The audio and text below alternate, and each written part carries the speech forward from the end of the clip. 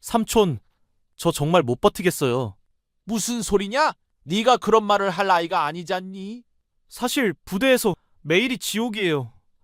아무도 모르는 곳에서 일어나는 일들을 삼촌도 군인이셨으니까 아시죠? 면회 오지 마세요. 저 때문에 삼촌까지 위험해지면 안 되니까. 민규야, 도대체 뭔 일이 생긴 거냐? 이 편지가 마지막일지도 몰라요. 작전명 침묵의 늪. 삼촌은 기억하실 거예요. 그 작전명을 네가 어떻게 알고 있지? 여러분은 지금 무엇을 하며 듣고 있나요?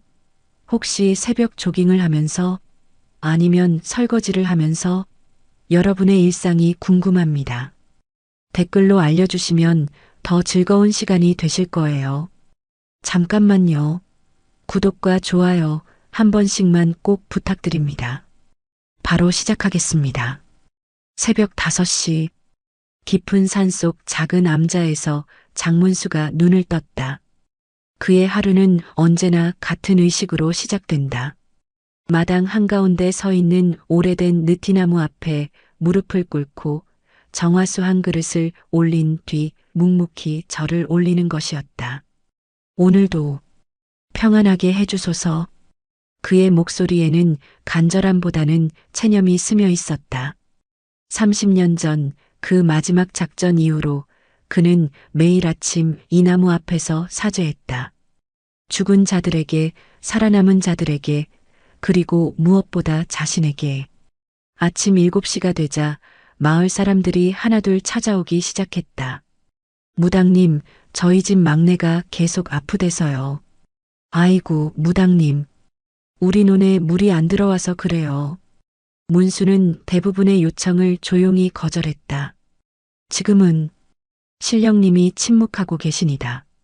사람들은 실망스러운 표정을 지었지만 더 이상 강요하지 않았다.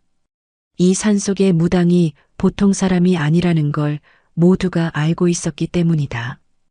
오후 2시 우체부가 등산화를 신고 가파른 산길을 올라왔다. 무당님, 편지 왔습니다. 문수는 편지를 받아들고 발신인을 확인했다. 부대 보급처라고 적혀 있었다. 민규에게 보낸 면회 신청서에 대한 답변이었다. 편지를 뜯는 그의 손이 미세하게 떨렸다. 면회 신청이 거부되었습니다. 사유 본인의 요청에 의한 면회 거부. 문수의 눈빛이 차갑게 굳어졌다. 민규가 그럴 리 없다는 걸 알고 있었다. 그 아이는 어릴 때부터 외로움을 타는 성격이었고 삼촌인 자신을 의지하며 살아왔다. 본인의 요청이라. 그는 편지를 다시 읽어보았다. 그리고 우체통을 확인했다. 그 안에는 한 달 전에 도착했지만 읽지 않았던 민규의 편지가 들어 있었다. 편지지는 누렇게 발해 있었고 글씨는 평소 민규의 또박또박한 필체와는 달리 흐트러져 있었다. 삼촌, 저는 지금 어둠 속에 있습니다. 매일 밤 꿈에서 들리는 소리들이 있어요. 작전명 침묵의 늪. 삼촌은 아실 거예요. 그 소리가 지금 여기서도 들립니다. 같은 곳에서 같은 방식으로. 제발 오지 마세요. 저 때문에 삼촌까지. 편지는 거기서 끝나 있었다. 마지막 문장이 중간에 잘린 것처럼 문수의 온몸에 소름이 돋았다. 작전명 침묵의 늪. 그것은 30년 전 그가 마지막으로 지휘했던 작전의 암호명이었다. 그 작전으로 인해 23명의 민간인이 죽었고 그는 그 사실을 은폐했다. 그리고 그것이 발각될 뻔했을 때 모든 책임을 지고 전역했다. 그런데 민규가 어떻게 그 작전명을 알고 있는 것일까? 해가 지기 시작했다. 문수는 암자 마당에 돗자리를 깔고 앉았다. 그의 앞에는 낡은 장구와 북이 놓여 있었다. 오늘 밤 그는 오랜만에 굿을 열기로 결심했다. 신령님, 오늘은 제가 여쭙고 싶은 것이 있습니다. 그의 손이 북채를 잡았다. 첫 번째 장단이 산속에 울려 퍼졌다. 밤 9시 문수의 굿이 시작되었다. 평소와는 다른 점이 있었다. 그는 특정한 이름을 부르지 않았고 특정한 지역도 언급하지 않았다. 대신 이상한 주문을 중얼거렸다. 어둠 속에서 신음하는 아이들아. 침묵 속에서 썩어가는 진실들아. 북소리가 점점 격렬해졌다. 그의 몸이 리듬에 맞춰 흔들리기 시작했다. 오늘 밤 그 아이 곁을 비춰주소서. 혼자가 아니라는 걸 알게 해주소서. 같은 시각 200km 떨어진 군부대에서는 이상한 일이 벌어지고 있었다. 민규가 있는 생활관에서 갑자기 북소리가 들려온다는 신고가 들어왔다. 당직사관이 확인해 보았지만 아무것도 발견할 수 없었다. 이상하네. 분명히 북소리가 들렸는데 혹시 라디오 소리 아닙니까? 아니야. 장구 소리도 섞여 있었어. 그 시각 민규는 침대에 누워 천장을 바라보고 있었다. 그의 귀에도 희미하게 북소리가 들렸다. 하지만 그것이 환청인지 실제인지 구분할 수 없었다. 민규의 마음속에 삼촌의 얼굴이 떠올랐다. 어릴 때 자신을 업고 놀아주던 그 넓은 등, 군복을 입고 위험 있던 모습, 그리고 어느 날 갑자기 모든 것을 버리고 산으로 들어간 그 뒷모습? 삼촌, 지금 뭘 하고 계실까? 다음 날 아침 부대 내부는 술렁이기 시작했다. 어젯밤 이상한 일이 있었다던데? 북소리가 들렸다면서? 설마 그런 미신적인 얘기를. 하지만 소문은 빠르게 퍼져나갔다. 그리고 그 소문은 결국 사단장 서기태의 귀에까지 들어갔다. 북소리라고 했나? 예, 사단장님.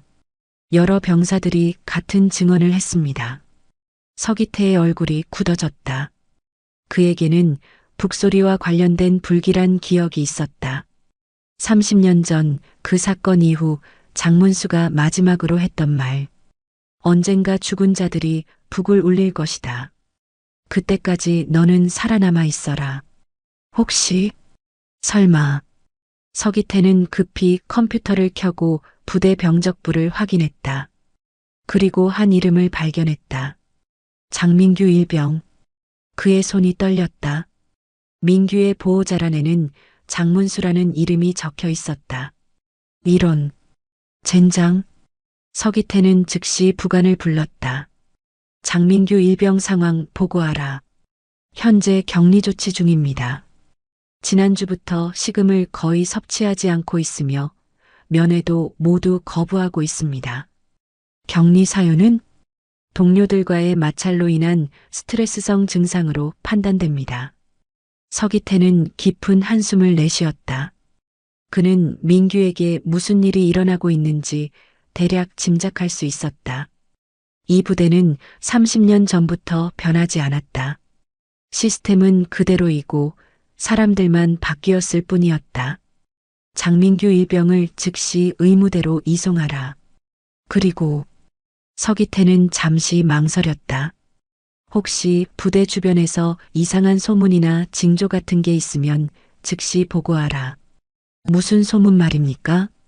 무당이나 구판 같은 얘기 말이다. 부관의 눈이 커졌다. 실제로 어제 마을 주민들 사이에서 그런 얘기가 나왔습니다. 산속 무당이 굿을 열었는데 그 북소리가 여기까지 들렸다고. 서기태의 얼굴이 새하얗게 변했다. 그 무당의 이름을 혹시 알아냈나? 장문수라고 합니다. 순간 서기태의 머릿속이 하얗게 변했다. 30년 만에 다시 들리는 그 이름. 그리고 다시 시작된 북소리. 사단장님, 괜찮으십니까? 아니다. 괜찮지 않다. 서기태는 천천히 일어섰다. 그는 결심했다. 직접 가서 확인해야 했다. 장문수가 정말 돌아온 것인지, 그리고 이번엔 무엇을 원하는 것인지. 오후 3시, 서기태의 검은색 세단이 산길을 올라가고 있었다. 그는 운전대를 잡은 손에 힘을 주었다. 30년 만에 다시 만나게 될 그 사람을 생각하니 가슴이 답답해졌다. 장문수. 그는 서기태에게 상관이자 동시에 스승이었다. 냉철하고 완벽했던 작전 지휘관.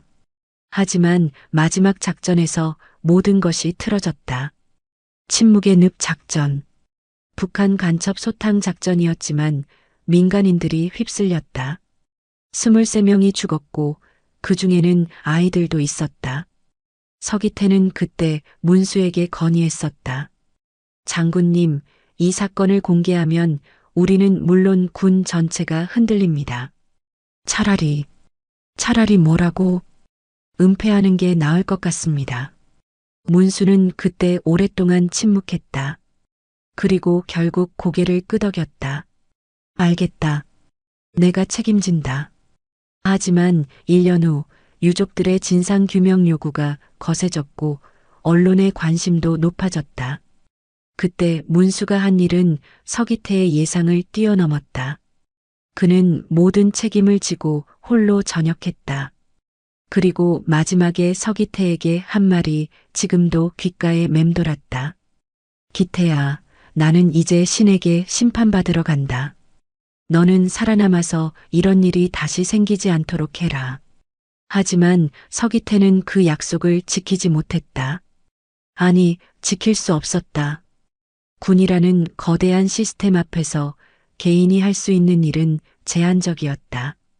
차가 암자 앞에 도착했다. 서기태는 잠시 망설이다가 차에서 내렸다. 마당에서는 문수가 장작을 패고 있었다. 30년이 흘렀지만 그의 어깨는 여전히 넓었고 도끼를 휘두르는 모습에서는 옛날의 위엄이 느껴졌다.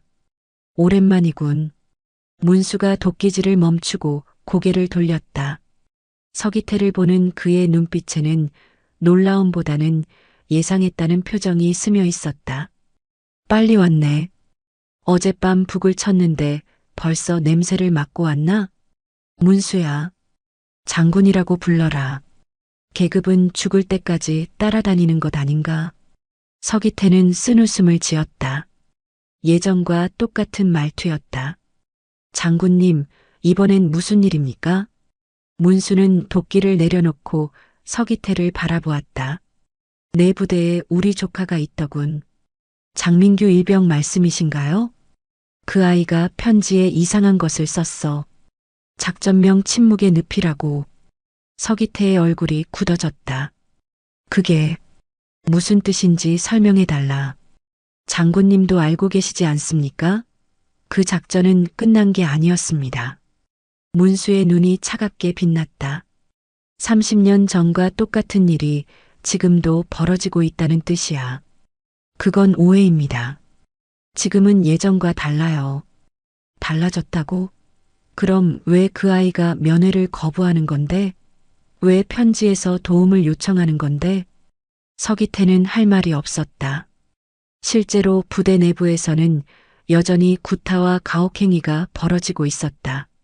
하지만 그것을 완전히 근절하기는 어려웠다. 장군님, 제가 직접 확인해 보겠습니다. 민규 일병에게 무슨 일이 있었는지 확인할 필요 없어. 문수가 서기태의 말을 자르며 일어섰다. 나는 이미 확인했어. 어젯밤 구슬통에서라니.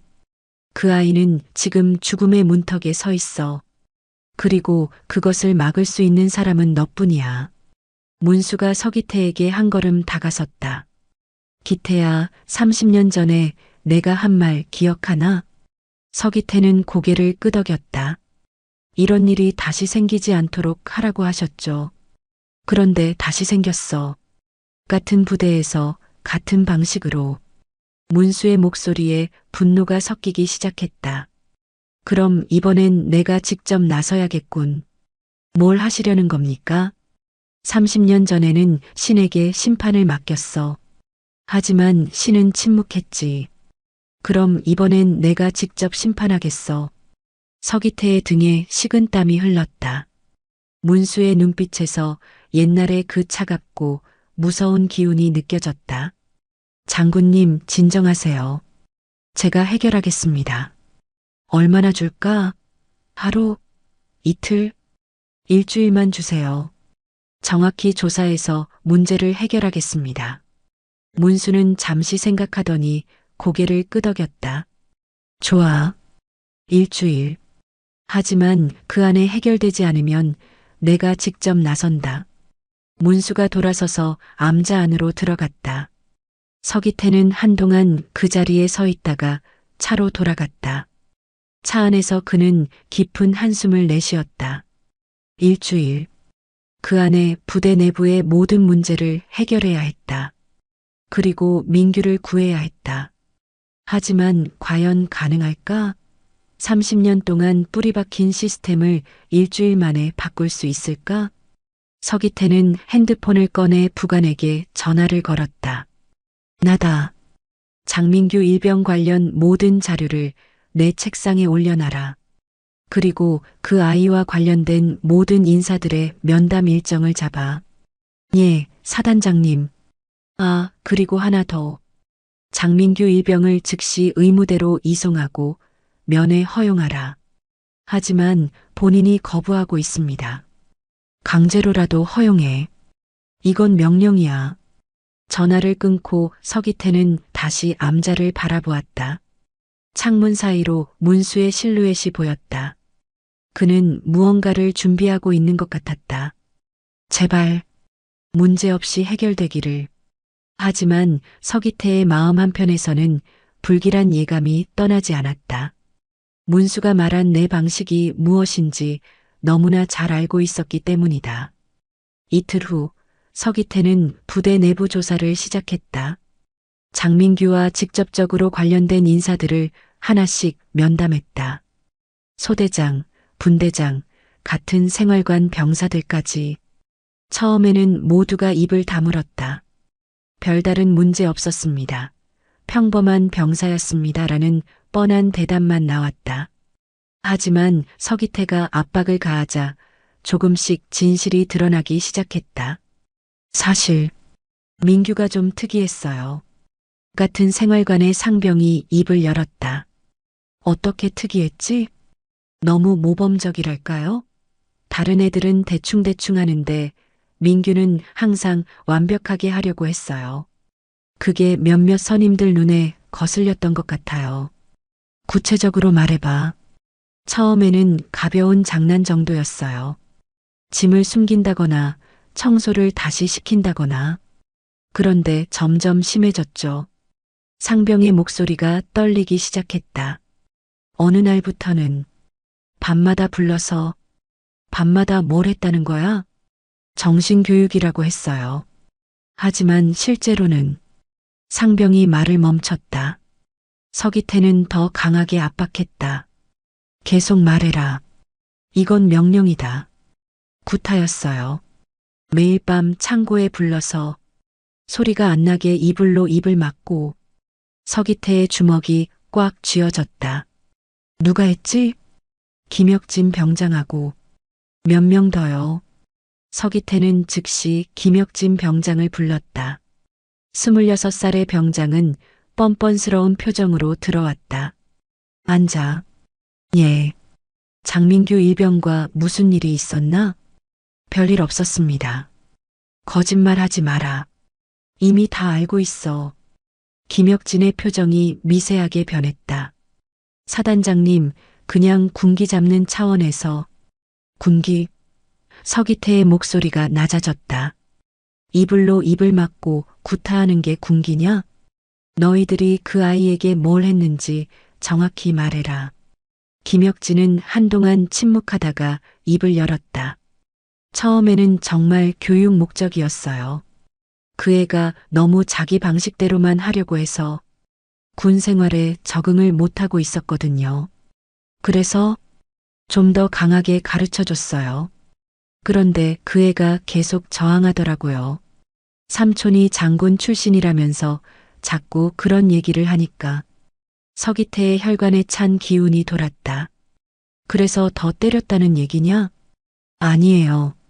그냥 좀 더 확실하게 교육을 시켰을 뿐이에요. 확실하게? 어떻게? 김혁진이 입술을 깨물었다. 대답 안 할 거면 영창부터 보내고 군사경찰에 넘기겠다.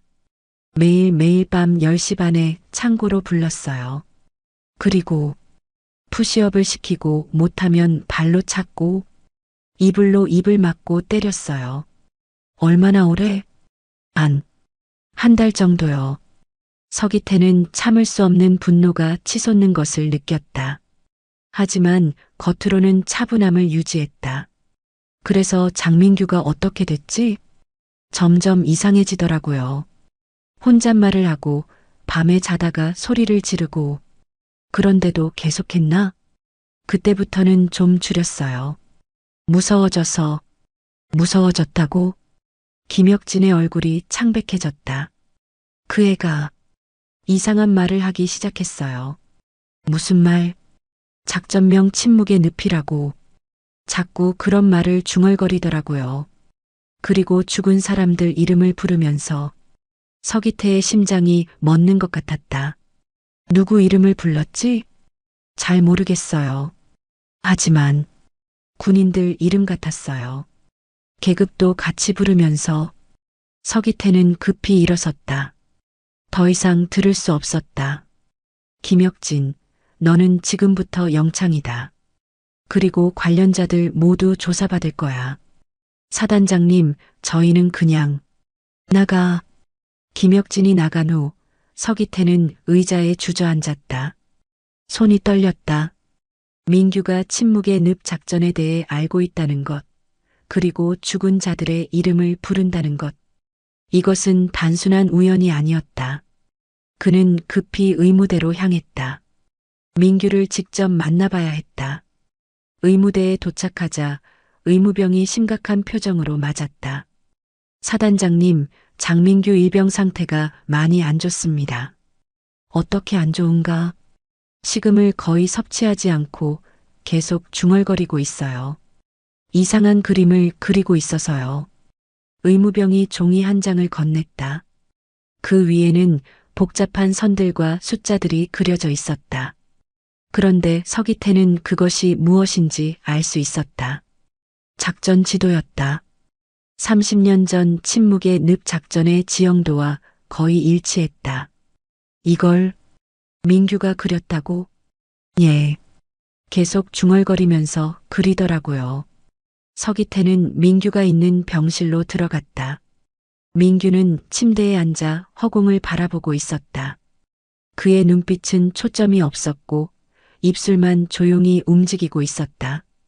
민규야. 민규가 천천히 고개를 돌렸다. 그의 눈이 서기태를 인식하는데 몇 초가 걸렸다. 사단장님? 그래, 나다. 기분은 어떠니? 민규의 눈에 눈물이 고였다. 사단장님, 저 정말 못 버티겠어요. 무슨 일이 있었는지 말해봐라. 민규의 입술이 떨렸다. 그는 한동안 말을 못하다가 간신히 입을 열었다. 매일 밤 그들이 와요. 죽은 사람들이. 누가 와? 작전에서 죽은 사람들. 민간인들도 군인들도 모두 와서 저에게 말해요. 서기태의 등에 식은땀이 흘렀다. 뭐라고 말하는데? 진실을 말하라고. 숨기지 말라고. 그리고 삼촌도 와요. 삼촌이 젊었을 때 모습으로 와요. 군복을 입고. 그리고 저에게 물어봐요. 너도 나처럼 될 거냐고. 민규의 목소리가 점점 작아졌다. 사단장님, 삼촌이 과거에 뭘 했는지 알고 있어요? 서기태는 대답할 수 없었다. 그 작전에서 무슨 일이 있었는지, 삼촌이 왜 군을 그만뒀는지 모두 꿈에서 봤어요. 민규야, 그건 꿈이야. 실제가 아니라고. 아니에요, 실제예요. 민규의 목소리가 갑자기 강해졌다. 그리고 지금 여기서도 똑같은 일이 일어나고 있어요. 무슨 뜻이지? 이 부대, 30년 전 그 부대랑 같은 부대예요. 같은 방식으로 사람들을 괴롭히고 같은 방식으로 숨기고. 민규가 갑자기 서기태의 손목을 잡았다. 사단장님도 알고 있죠? 삼촌과 함께했던 그 일을. 서기태는 민규의 손을 떼어내려 했지만 민규의 힘이 의외로 강했다. 제발, 이번엔 숨기지 마세요. 삼촌이 그렇게 됐던 것처럼 저도 그렇게 될 거예요. 민규야, 진정해라. 진정하라고요? 민규의 눈에 이상한 빛이 돌았다. 매일 밤 죽은 사람들이 와서 이야기하는데 어떻게 진정해요? 그때 민규가 갑자기 일어서서 창문 쪽으로 걸어갔다. 민규야, 뭐 하는 거야? 삼촌이 와요. 지금 와요. 민규가 창문을 가리켰다. 서기태가 창밖을 보니 멀리 산 쪽에서 연기가 피어오르고 있었다. 삼촌이 구슬하고 있어요. 저를 부르고 있어요. 민규야, 앉아라. 안 돼요. 가야 해요. 삼촌한테 가서 모든 걸 말해야 해요. 민규가 창문을 열려고 했다. 서기태는 급히 그를 말렸다. 민규야, 안 돼. 놓으세요. 저는 더 이상 견딜 수 없어요. 두 사람이 몸싸움을 벌이는 동안 의무병들이 달려왔다. 결국 민규는 진정제를 맞고 의식을 잃었다. 서기태는 민규의 침대 옆에 앉아 깊은 한숨을 내쉬었다. 상황이 생각보다 심각했다. 민규는 단순한 피해자가 아니었다. 그는 뭔가를 알고 있었고 그것이 그를 더욱 괴롭히고 있었다. 그리고 창밖으로 보이는 연기. 문수가 다시 굿을 열고 있다는 뜻이었다. 서기태는 핸드폰을 꺼내 부관에게 전화를 걸었다. 나다. 김혁진 병장과 관련자들 모두 체포하라. 그리고 장민규 일병을 특별보호 조치해라. 예, 사단장님. 아, 그리고 하나 더. 정지연 인권센터 직원에게 연락해서 면담 일정을 잡아라. 무슨 용건으로 말할까요? 장민규 일병 사건에 대한 협조 요청이라고 해. 전화를 끊고 서기태는 다시 창밖을 바라보았다. 연기가 점점 짙어지고 있었다. 문수야, 내가 뭘 하려는지 알겠어. 하지만 이번엔 내가 먼저 끝내겠다. 하지만 서기태의 마음 한편에서는 이미 늦었다는 생각이 들었다. 민규의 상태, 그리고 문수의 움직임을 보면 이 일은 단순히 부대 내부 문제로 끝나지 않을 것 같았다. 이틀 후 정지연이 부대에 도착했다. 41살의 그녀는 군 인권센터에서 10년 넘게 일해온 베테랑이었다. 수많은 부조리 사건들을 다뤄왔지만 이번 사건은 뭔가 달랐다. 사단장님, 안녕하십니까? 수고하셨습니다. 앉으세요. 서기태의 얼굴에는 피로가 깊게 배어 있었다. 장민규 일병권으로 연락 주셨는데 상황이 어떻습니까? 복잡합니다. 단순한 구타 사건이 아닌 것 같아서요. 정지연은 메모지를 꺼내 준비했다. 구체적으로 어떤 부분이 복잡한가요? 서기태는 잠시 망설이다가 입을 열었다. 피해자인 민규가 이상한 증상을 보이고 있어요. 환각이나 환청 같은 PTSD 증상일 수 있겠네요. 심한 괴롭힘을 당했다면 충분히 가능한 일입니다. 그런데 그게 단순한 PTSD가 아닌 것 같습니다. 정지연의 눈빛이 날카로워졌다. 어떤 의미인가요? 민규가 30년 전 일들에 대해 알고 있어요.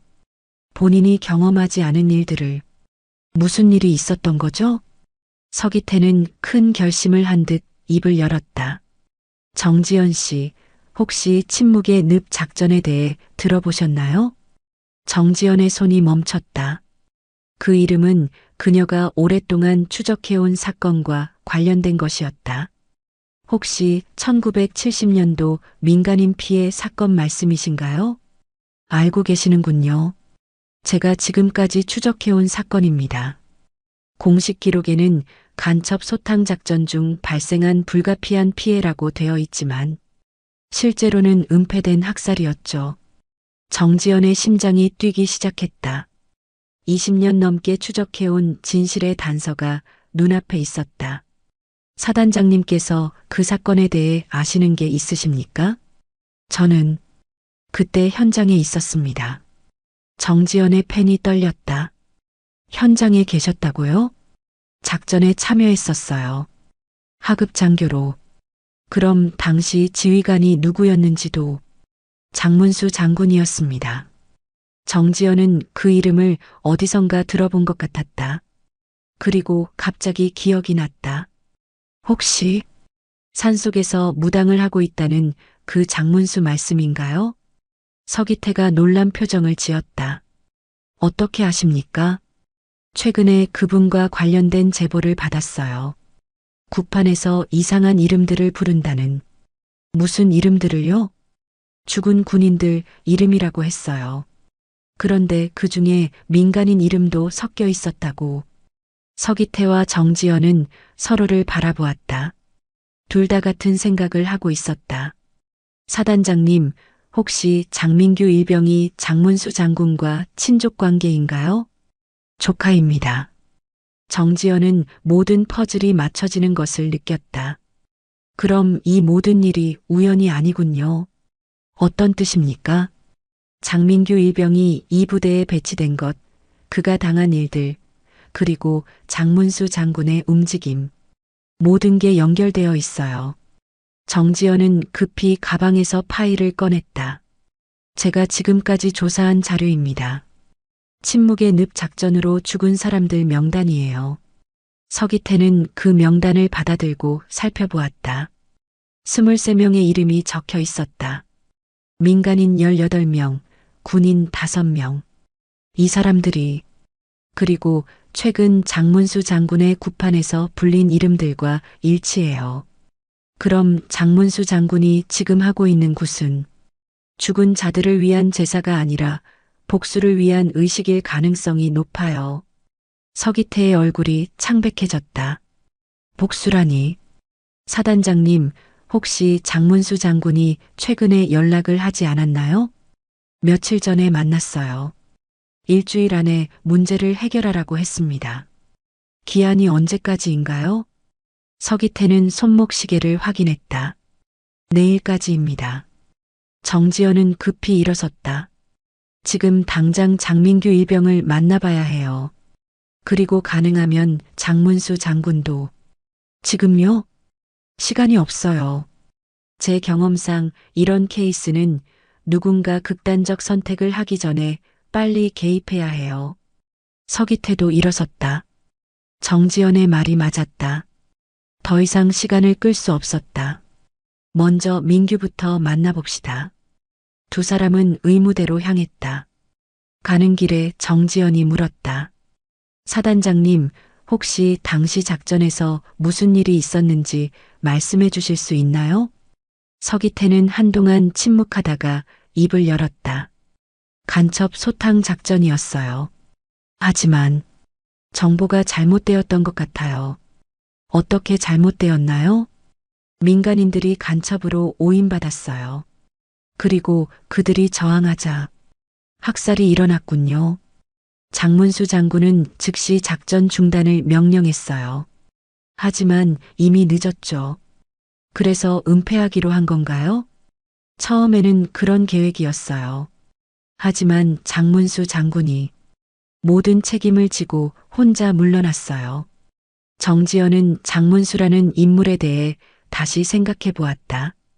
단순한 은폐범이 아니라 자신의 방식으로 책임을 진 사람일 수도 있었다. 그럼 장군님은 왜 무당이 되신 걸까요? 속죄라고 했어요. 죽은 자들에게 사죄하며 살겠다고. 두 사람이 의무대에 도착했을 때 의무병이 급하게 달려왔다. 사단장님, 큰일 났습니다. 무슨 일이야? 장민규 일병이 사라졌어요. 뭐라고? 1시간 전에 확인했을 때는 있었는데 지금 보니까 없어요. 창문이 열려 있어서. 서기태와 정지연은 서로를 바라보았다. 설마 산으로 갔나? 정지연이 창밖을 바라보니 멀리 산에서 연기가 피어오르고 있었다. 지금 당장 수색대를 보내야 해요. 그래요. 하지만 그 전에 서기태는 정지연을 바라보았다. 우리부터 가봅시다. 장문수 장군을 만나러. 정지연은 고개를 끄덕였다. 이제 모든 진실이 한 곳에서 만나게 될 것 같았다.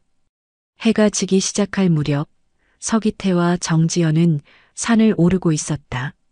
멀리서 북소리가 들려왔다.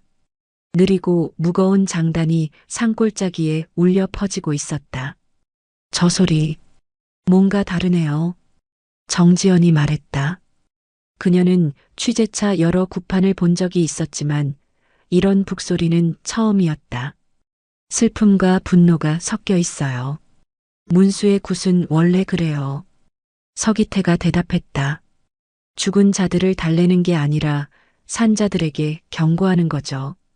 암자가 보이기 시작했다. 마당에서는 큰 불이 피워져 있었고 그 앞에서 문수가 북을 치고 있었다. 그런데 그 옆에 누군가가 앉아 있었다. 민규. 서기태가 소리쳤다. 민규는 문수 옆에 무릎을 꿇고 앉아 조용히 굿을 지켜보고 있었다.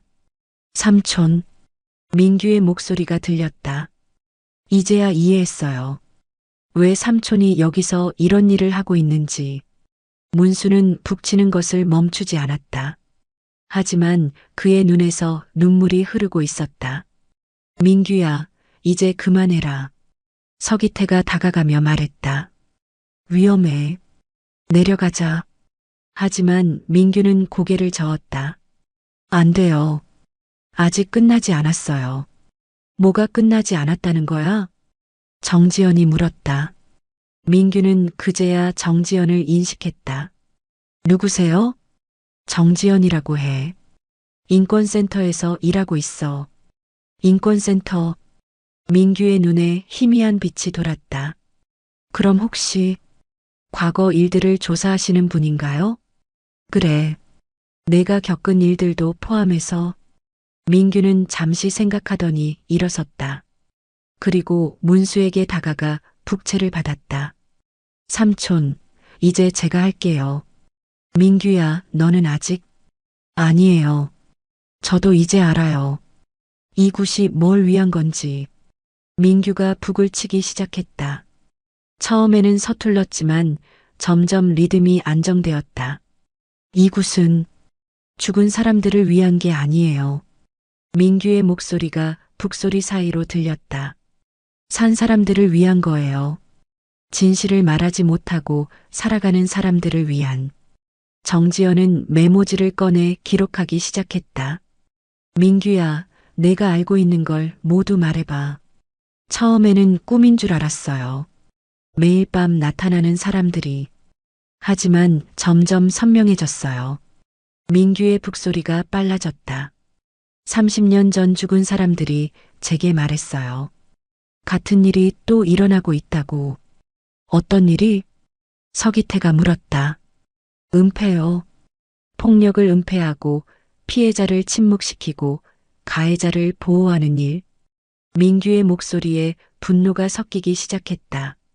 김혁진 병장이 저를 때릴 때마다 말했어요. 너희 삼촌처럼 되고 싶냐고. 문수의 얼굴이 굳어졌다. 그 말이 무슨 뜻인지 처음에는 몰랐어요. 하지만 꿈에서 본 거예요. 삼촌이 과거에 뭘 했는지. 민규야. 문수가 입을 열려 했지만 민규가 먼저 말했다. 삼촌은 잘못하지 않았어요. 민규의 목소리가 산에 울려 퍼졌다. 삼촌은 작전을 중단하려 했어요. 하지만 이미 늦었고, 그래서 모든 책임을 지고 떠난 거예요. 정지연이 급히 질문했다. 그럼 실제 가해자는 누구였지? 현장 지휘관들이었어요. 상황을 오판하고 무차별 사격을 명령한. 민규가 문수를 바라보았다. 삼촌, 이제 말해주세요. 진짜 누가 그 명령을 내렸는지. 문수는 오랫동안 침묵했다. 그리고 마침내 입을 열었다. 박철민 대령이었다. 서기태의 얼굴이 충격으로 일그러졌다. 박철민. 현재 국방부 차관이죠? 그래. 그 사람이 현장에서 사격 명령을 내렸어. 내가 중단하라고 했는데도. 그럼 왜 지금까지 침묵했던 겁니까? 정지연이 물었다. 증거가 없었어. 그리고 내가 총책임자였으니까. 문수가 일어서서 불을 바라보았다. 하지만 이제는 다르다. 같은 일이 또 일어나고 있으니까. 어떻게 다릅니까? 이번엔 내가 증언할 수 있어. 문수가 민규를 바라보았다. 이 아이가 살아있으니까. 정지연은 모든 것을 이해했다. 장군님께서 굿을 연 이유가 진실을 밝히기 위해서였군요. 반은 맞고 반은 틀려. 처음에는 정말 죽은 자들을 달래려고 했어. 하지만 민규를 보니까 달래는 걸로는 안 되겠더라고. 문수의 눈빛이 차갑게 변했다. 이번엔 싸우기로 했어. 산자들과. 서기태가 앞으로 나섰다. 장군님, 제가 도와드리겠습니다. 너는 이미 충분히 했어, 기태야. 아니에요. 저도 공범이었어요. 그때 은폐에 찬성했으니까. 서기태의 목소리가 떨렸다. 이번엔 제대로 하겠습니다. 모든 걸 밝혀내겠어요. 정지연이 두 사람을 바라보았다. 그럼 저는 어떻게 도와드릴까요? 당신이 가장 중요해. 문수가 정지연에게 말했다. 이 모든 이야기를 세상에 알려야 해. 과거의 진실과 현재의 문제를 모두. 정지연은 고개를 끄덕였다. 제가 할 수 있는 모든 것을 하겠어요. 그때 민규가 다시 북을 치기 시작했다. 이번에는 확신에 찬 리듬이었다. 이제 시작이에요. 민규의 목소리가 밤하늘에 울려 퍼졌다. 30년 동안 숨어있던 진실들이 이제 세상에 나올 거예요. 불길이 더욱 크게 타오르며 네 사람의 얼굴을 비췄다. 그들 각자의 눈에는 서로 다른 감정이 담겨 있었지만 하나의 목표를 향한 의지만큼은 같았다. 진실을 밝히는 것. 그리고 더 이상 같은 일이 반복되지 않도록 하는 것. 이틀 후 정지연은 서울의 한 언론사 사무실에 앉아 있었다. 그녀의 앞에는 두꺼운 파일들이 쌓여 있었다. 30년 전 침묵의 늪 작전 관련 자료들, 최근 부대 내 가혹행위 증거들, 그리고 장문수와 서기태의 증언서. 정말 이 모든 게 사실입니까? 기자가 믿기 어렵다는 표정으로 물었다. 예. 제가 직접 확인한 내용들입니다. 현재 국방부 차관이 30년 전 민간인 학살의 실질적 책임자라는 거죠? 그렇습니다. 그리고 그 은폐 시스템이 지금도 작동하고 있어요. 정지연은 또 다른 파일을 펼쳤다. 이게 최근 3년간 해당 부대에서 발생한 가혹행위 신고 건수예요. 모두 은폐되거나 축소 처리됐습니다. 기자의 표정이 심각해졌다. 하지만 이걸 보도하면 엄청난 파장이 일 텐데요. 그래서 더 중요해요. 이런 일들이 계속 반복되고 있거든요. 정지연의 핸드폰이 울렸다. 서기태였다. 정지연 씨, 큰일 났어요. 무슨 일입니까? 박철민 차관이 움직이기 시작했어요. 장문수 장군을 정신병자로 몰아가려고 해요. 정지연의 얼굴이 굳어졌다. 어떻게 알았죠? 국정감사 때 언급되었나 봐요. 차관이 직접 국방부 장관에게 보고했다고. 내용이 뭡니까? 산속 무당이 괴담을 퍼뜨리고 있다는 식으로요. 정신적 문제가 있는 전직 장군이 허위 사실을 유포한다고. 정지연은 기자를 바라보았다. 더 빨리 보도해야겠어요. 하지만 확인할 시간이 없어요. 지금 당장 1차 보도하고 추가 취재는 나중에 해요. 기자는 잠시 망설이다가 고개를 끄덕였다. 알겠습니다. 오늘 밤 9시 뉴스에 넣겠어요. 같은 시각 산속 암자에서는 문수가 마지막 굿을 준비하고 있었다.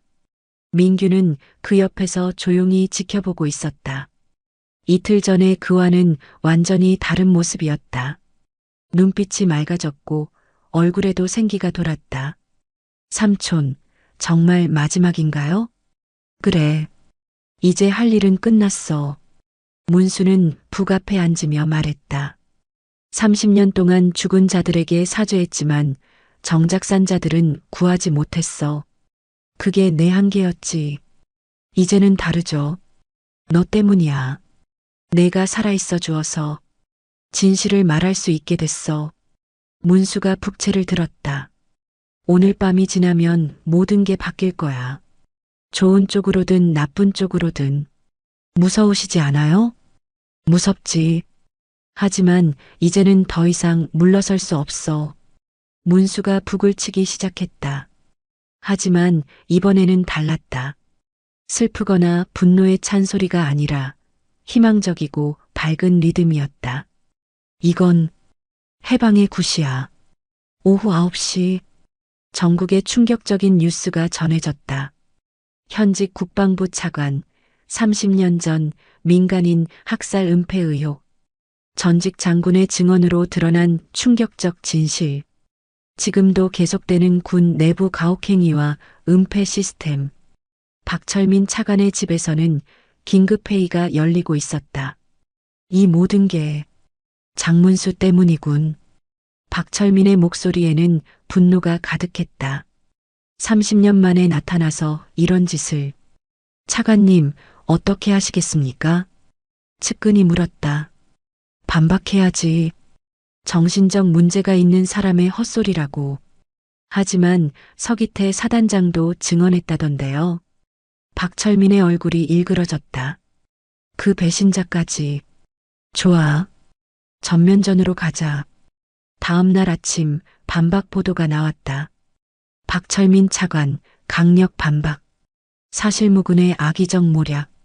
전직 장군의 정신상태 문제 제기. 하지만 여론은 이미 돌아서고 있었다. 소셜미디어에서는 해시태그 침묵 인읍 진실규명 해시태그가 확산되고 있었고 시민사회단체들이 진상조사를 요구하고 나섰다. 정지연은 연속 인터뷰에 나서며 더 많은 증거들을 공개했다. 이건 단순히 30년 전 사건만의 문제가 아닙니다. 지금도 계속되고 있는 구조적 문제예요. 구체적으로 어떤 문제들이 있나요? 군 내부의 권위주의적 문화, 피해자 침묵시키기, 가해자 봐주기. 이런 것들이 30년 동안 변하지 않았어요. 한편 부대에서는 서기태가 강력한 개혁을 시작했다. 가혹행위에 연루된 간부들을 모두 보직에서 해임하고 투명한 신고 시스템을 구축했다. 그리고 부대 내 모든 병사들에게 직접 사과했다. 지금까지 여러분들이 겪었던 부당한 일들에 대해 진심으로 사과드립니다. 서기태의 목소리는 떨리고 있었다. 앞으로는 절대 이런 일이 일어나지 않도록 하겠습니다. 그리고 피해를 당한 분들에게는 적절한 치료와 보상을 제공하겠습니다. 병사들 사이에서 웅성거림이 일었다. 처음 듣는 진정성 있는 사과였다. 민규도 그 자리에 있었다. 그는 이제 완전히 회복된 상태였다. 진실이 밝혀지자 그를 괴롭히던 환상들도 사라졌다. 일주일 후 국정감사장에서 박철민 차관에 대한 집중적인 질의가 이어졌다. 차관님, 일구아년 침묵의 늪 작전 당시 현장에 있었다는 것이 사실입니까? 그렇습니다. 그리고 민간인에 대한 사격 명령을 내린 것도 사실입니까? 박철민은 한동안 침묵했다. 그때는 적과 민간인을 구분하기 어려운 상황이었습니다. 하지만 장문수 전 장군이 중단 명령을 내렸음에도 계속 사격을 명령했다는 증언이 있는데요. 그건 오해입니다. 하지만 박철민의 목소리에는 확신이 없었다. 국정감사는 그의 사임을 권고하는 것으로 마무리되었다. 한 달 후 산속 암자는 조용했다. 문수는 더 이상 굿을 하지 않았다. 대신 마당에서 나무를 가꾸며 평범한 일상을 보내고 있었다. 삼촌, 민규가 면회를 왔다. 그는 이제 전속부대로 옮겨져 새로운 환경에서 군 생활을 하고 있었다. 어떠니? 새 부대는? 좋아요. 정말 달라요. 선후배 관계도 건전하고 민규의 얼굴에 밝은 미소가 떠올랐다. 무엇보다 제가 달라진 것 같아요. 예전에는 무서워서 아무 말도 못했는데 이제는 잘못된 일이 있으면 당당하게 말할 수 있어요. 문수는 만족스러운 표정을 지었다. 그래, 그게 중요한 거야. 삼촌도 이제 평안해지신 것 같아요. 응? 얼굴이 많이 밝아지셨어요. 예전에는 항상 무거운 표정이셨는데 문수는 웃으며 민규의 머리를 쓰다듬었다. 너 때문이야. 내가 살아있어줘서. 내가 구원받았어. 무슨 말씀이세요? 30년 동안 죽은 자들을 위해 살았는데 정작 중요한 건 산 자들을 위해 사는 거였어. 문수가 하늘을 바라보았다. 이제야 알겠어. 신이 나에게 왜 이런 삶을 주었는지. 그때 차 소리가 들렸다. 정지연이 도착한 것이었다. 안녕하세요, 장군님.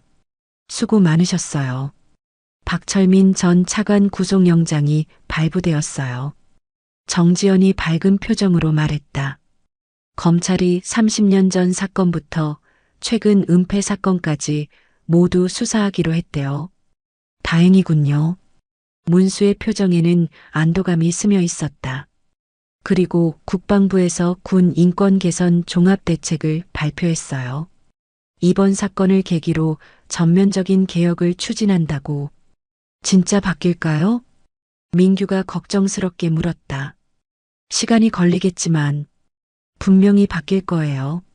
정지연이 확신에 찬 목소리로 대답했다.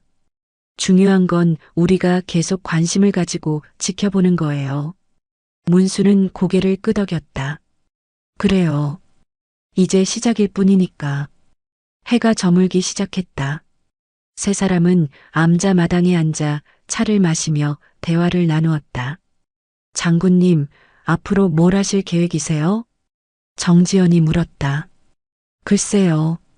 아직 정하지 못했어요. 굿은 안 하시는 거죠? 더 이상 필요 없을 것 같아요. 죽은 자들도 이제 편히 쉴 수 있을 테니까. 문수가 민규를 바라보았다.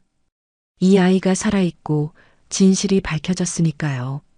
민규는 부끄러운 듯 고개를 숙였다. 제가 뭘 했다고. 너는 살아남았어. 그게 가장 큰 일이야. 문수의 목소리에 깊은 감정이 담겨 있었다. 그리고 진실을 말할 용기를 가졌고 정지연도 민규를 바라보며 말했다. 정말 대단해요. 쉽지 않았을 텐데. 문수가 일어서서 창고에서 무언가를 가져왔다. 낡은 북이었다. 이제 이건 필요 없을 것 같아서 문수가 북을 민규에게 건넸다. 왜 저한테 주세요? 언젠가 필요할 때가 있을 거야. 진실을 말해야 할 때. 민규는 북을 받아들고 조심스럽게 만져보았다. 무겁네요. 그래. 진실의 무게야. 해가 완전히 진 후 정지연과 민규는 하산했다. 문수는 혼자 암자에 남았다. 그는 마당에 앉아 별을 바라보았다. 오랜만에 마음이 평온했다.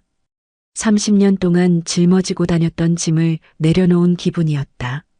죽은 자들에 대한 죄책감, 산 자들에 대한 책임감. 모든 것이 이제 제자리를 찾은 것 같았다. 이제 정말 끝났구나. 문수는 중얼거리며 암자 안으로 들어갔다.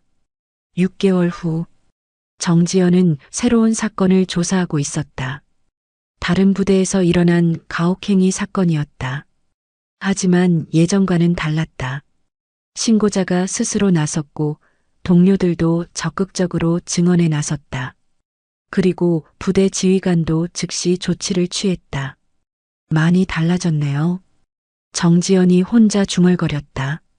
침묵의 늪 사건 이후로 분위기가 확실히 바뀐 것 같아요. 민규는 이제 상병이 되어 후임들을 가르치고 있었다. 야, 그런 식으로 하면 안 돼. 한 일병이 청소를 대충 하자 민규가 말했다. 하지만 선임들도 이 정도로. 그게 문제야. 잘못된 관습을 계속 따라하면 안 되지. 민규는 일병에게 올바른 방법을 가르쳐 주었다. 앞으로는 내가 후임들에게도 똑같이 가르쳐 줘야 해. 알겠지? 네, 선임. 서기태는 지금 국방부에서 군 인권 개선 업무를 담당하고 있었다. 부대를 떠나기 전 마지막 훈시에서 그가 한 말이 아직도 모든 병사들의 기억에 남아 있었다. 여러분 한 사람 한 사람이 소중합니다. 그리고 여러분이 겪는 일들이 모두 중요합니다. 침묵하지 마세요. 잘못된 일이 있으면 당당하게 말하세요. 문수는 여전히 산속에서 살고 있었다. 하지만 이제는 진짜 평범한 노인이 되었다. 마을 사람들이 찾아와 상담을 구하면 진심으로 들어주었고 필요하면 적절한 조언도 해주었다. 무당님, 우리 아들이 군대에서 힘들어하는데 걱정 마세요. 요즘은 예전과 달라요. 그리고 혹시 정말 문제가 있으면 문수는 정지연의 연락처를 건넸다. 이분께 연락하세요. 분명히 도와주실 거예요. 어느 날 저녁 민규가 면회를 왔다.